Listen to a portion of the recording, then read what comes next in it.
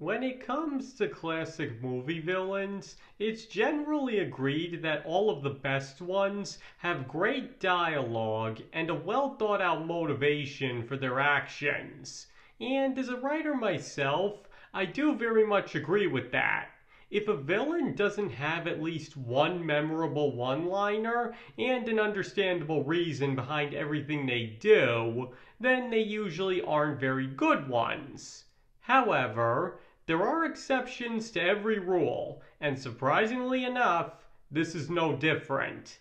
It's pretty rare, but there are times when a villain can be totally mute and have absolutely no discernible motivation while still being seen as a great villain. And today, I'd like to go over a few examples of villains who managed to go against the grain and still met with great acclaim anyway. And there will be spoilers ahead for the majority of the movies I bring up. So in case there's something you've been meaning to see and don't want ruined, you might just want to keep on the lookout. You have been warned. Alright, so with that out of the way, while it is true that all iconic villains need a strong presence in order to be memorable, and that most of the time this is accomplished through dialogue, there are rare times where they don't need to talk in order to achieve that. Though that usually works best when the villain in question is more primal or animal-like in nature. And some obvious examples of this would be such horror movie villains as Michael Myers from Halloween, Jason Voorhees from Friday the 13th, and even Leatherface from the Texas Chainsaw Massacre. Though all three are extremely well known and hailed as some of the greatest horror movie villains of all time, none of them ever utter a single word, and they're honestly all the more terrifying because of it. In their cases, to speak even a word would humanize them, and these are characters that are basically meant to represent evil incarnate and not have a shred of humanity in them. And it's for a similar reason that they don't exactly need the most complex motivation ever. I mean, why they want to kill people is never really explained beyond them just being evil. But considering the point of their movies is to watch these villains massacre people while hoping somebody will stop them, they don't really need a reason other than because they want to. And again, to give them a more complex motivation would only detract from their fear factor, as it would make them more human simply by there at least being a rationale behind their actions, as the Halloween remake unfortunately proved. To put it another way, slasher movies often benefit from having villains that aren't in any way human, and thus are able to be memorable despite often lacking motivation and dialogue, as not having either of those things only makes them scarier. But to go with something a little less obvious, there's also the shark from Jaws. Being a wild animal, it obviously can't talk. And as Hooper so helpfully explains, its only motivation is instinct, with Brody also believing it's attacking the beaches for its abundant food source with no competition. But just like with the slasher villains, it doesn't need anything else to be considered one of the best villains in history.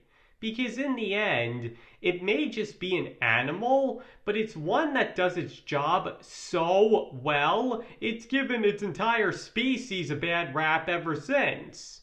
And since it is presented as for the most part just your average shark, that only makes its moments of apparent intelligence even more unnerving, because it's not something that can be easily explained away or rationalized. Even the truck driver in Duel manages to evoke similar feelings in the audience, and it's specifically because he has no lines of dialogue or any discernible reason behind his actions that makes him such a scary and powerful villain. It's all about the threat he poses, not why he does what he does. And in the same vein, there's also the xenomorphs from the Alien series. Because just like the shark from Jaws, they only seem to run on instinct, never speak, and even go the extra mile of having no discernible eyes.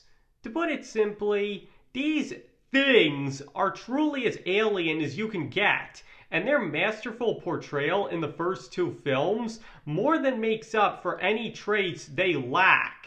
And not to mention, unlike the slasher villains, but similar to the shark, the many implications that the xenomorphs can think and may even be as smart as humans only makes them even more terrifying because it's impossible to know what's truly going on in their heads. After all, if they really are that smart, what might they do? And this is all taken a step further at the climax of Aliens when the Queen is given a motivation and reason for her actions, that being avenging her young, and it only makes her final rampage even more horrifying and epic. But on the whole, the xenomorphs still more than prove that a villain sometimes doesn't need much in the way of a reason for what they do to still be great. And it's for a similar reason that The Thing is so scary, because it's impossible to know what it is. It has no form, and its intelligence appears to vary, so there's really no way to get a handle on it. Though, unlike some of the other examples listed here, the Thing does have clearly defined motivations, which is to assimilate everything it comes across and protect its own existence no matter what that entails. Sure, that's still not exactly a complex motivation, but it is a reason nonetheless.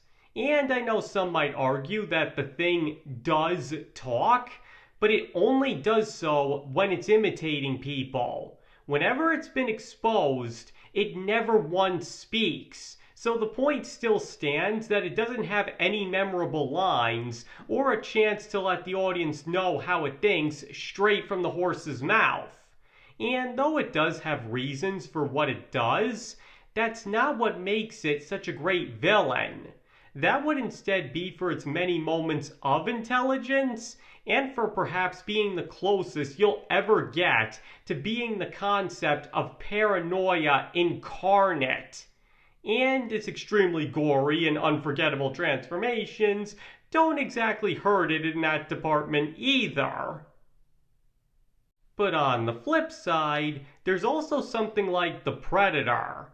And just to stick to the first movie in order to make things easier, in this case his motivation does serve as a major reason for why the character stands out, but for a very different reason than is usually the case, which is that it's so simple it borders on ridiculous for how clearly advanced his species is. All they care about is the hunt, nothing else. I mean, they could conquer Earth and other planets so easily with their technology, but instead they opt to use other planets as their hunting ground and follow the rules of the hunt to the letter, to the point that they'll even give opponents a fair fight if they deem them worthy of it. The point is, it may be easier than most of the other examples to understand why he does what he does, but that doesn't change the fact that the larger motivation behind it all makes no sense. As I just said, given how advanced they are, they could do so many things. So why do they simply use it to hunt on other planets? And, at least in the original movie, no answer is ever given to that question. So once again, it's not so much that the Predator himself doesn't have a motivation, but the numerous unanswered questions that arises from that motivation that helps make him stand out so much. And obviously, given his nature, to say that him being able to talk would most definitely take away from his fear factor, barring a single but excellent use of it at the end of the film. So, if you haven't guessed by now, villains without the ability to speak and have no or very simple motivations usually work best in the horror genre, considering every example I've given ties back to that in one form or another. And this does make sense, especially in the case of not having a motivation, because somebody not having a reason for doing something can really only be played for horror and have it still work, particularly when the actions behind those characters amounts to little more than instinct and murder. Because as I noted before, when playing a villain for horror, having a motivation can humanize them. So by not having one, it can often add to their fear factor. Provided they're written the right way, of course. And as some of those examples also prove, a motivation can be just as scary if done right. But as far as not talking goes, if the villain is the one who's silent, then it's almost always done to add to their creepiness, even in non-horror movies. A picture speaks 1,000 words, as they say, and a well-placed Kubrick stare is worth just as many. Because while dialogue is usually one of a villain's best assets, there are rare times when they're made scarier by not speaking, as the examples I've gone over demonstrate. And, of course, there is also the fact that sometimes a villain simply can't talk, because it's some kind of wild animal or similar fictional creature. But let me just once again note here that these are exceptions to how good villains should be written, and not something I would recommend any aspiring writers take notes from unless they're extremely sure of what they're doing or are very interested in the horror and slasher genres. Because simply put, any character's motivation in a story, even apart from the bad guy, is extremely important. If the audience doesn't understand why characters are doing what they do, then there's really no point to telling that story in the first place. And as far as dialogue goes, though it's not as important, I'd still personally say it's a very valuable tool. I even remember from my days of writing books that any given character's dialogue, or what they were going to say, was the best way for me to define who they were. But I already covered all of that in another video, which you can find a link in the description to if you're interested.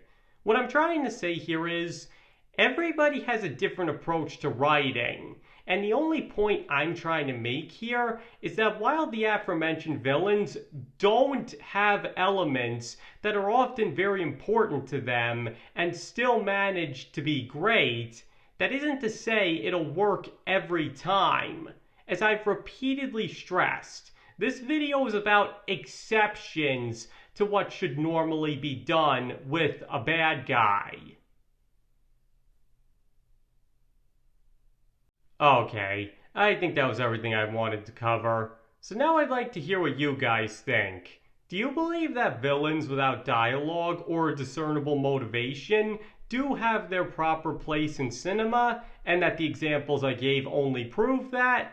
Or do you believe it's better when the villain is easier to understand? Please feel free to let me know in the comments below. And like I always say, you don't have to agree with any opinions expressed in this video just because you watched it. You can feel however you want to about villains and the different ways they're written, and nobody can tell you you're wrong. And thank you all for watching. It is all greatly appreciated, and I hope to see you all next time.